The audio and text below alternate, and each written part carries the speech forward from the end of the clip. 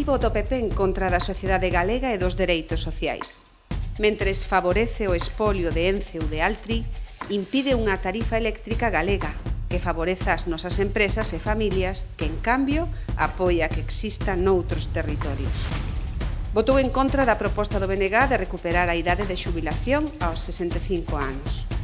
Votou en contra de que as vivendas galegas da Sareb van con malo do goberno español, que quedou coas vivendas das antigas caixas que foron nacionalizadas, pasen á Xunta para poñelas a disposición dunha política de vivenda pública.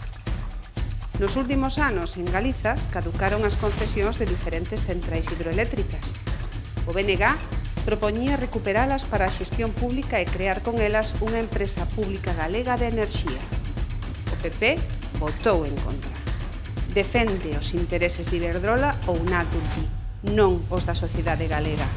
Votou en contra de que o galego se poide usar de forma oficial no Congreso e manifestouse no seu día da manda ultradereita contra o galego no ensino.